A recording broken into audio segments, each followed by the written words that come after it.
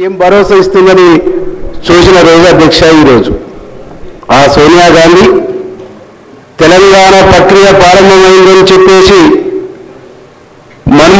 అప్పుడు మన్మోహన్ సింగ్ ప్రభుత్వం ద్వారా చెప్పగానే యావత్ తెలంగాణ సమాజం మొత్తం కూడా ఊపిరి పీల్చుకొని తల్లి సోనియా గాంధీ పట్ల, కాంగ్రెస్ పార్టీ పట్ల, కాంగ్రెస్ ప్రభుత్వం పట్ల తెలంగాణ సమాజానికి ఒక విశ్వాసం నింపిన రోజు అధ్యక్ష ఈరోజు.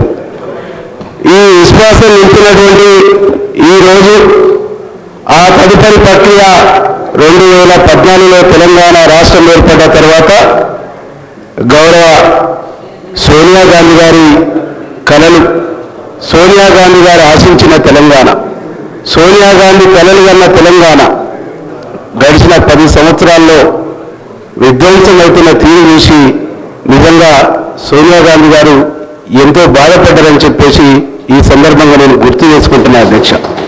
ఎందుకంటే తెలంగాణ గర్భశోకం చేసినటువంటి తల్లిగా, తెలంగాణ బిడ్డల యొక్క ప్రతిబింబమైనటువంటి తెలంగాణ తల్లి రూపకల్పన కూడా గడిచిన 10 సంవత్సరాల్లో జరగలేదు.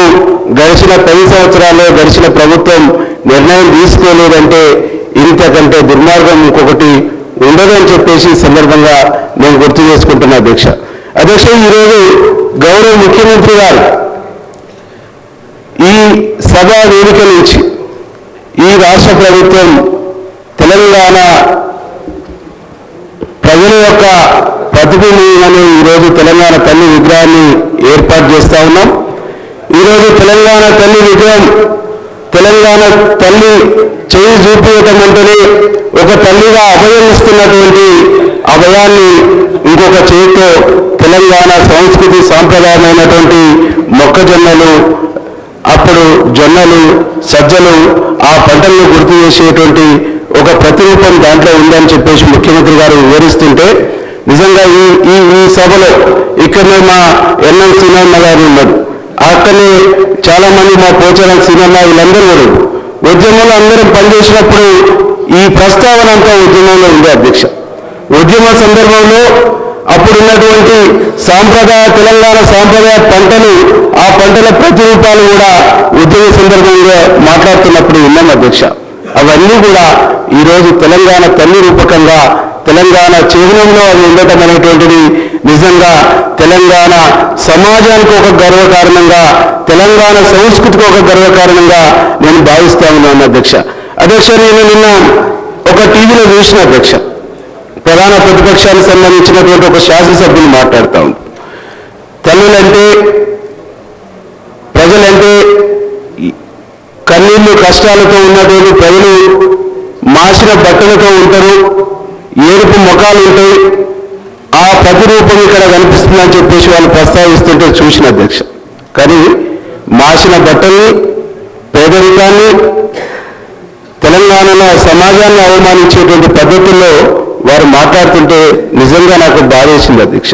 కానీ ఇక్కడ వచ్చినటువంటి ప్రజాప్రభుత్వం, ఇక్కడ నిర్వహిస్తున్నటువంటి ప్రజాపాలన ఆ మట్టి మనసులా, ఎట్టి మనసులా ఎతల్ని, బాధల్ని, కన్నీల్ని, కష్టాల్ని, వారి సంస్కృతిని, సాంప్రదాయాన్ని ప్రతిబింబించేలాగా ఇలా తెలంగాణ తల్లి రూపకల్పన చేయటం అనేటువంటిది నిజంగా తెలంగాణ చరిత్రకు, తెలంగాణ సంస్కృతికి, తెలంగాణ సమాజానికి గొప్ప గౌరవంగా నేను భావిస్తా ఉన్నాను అధ్యక్ష.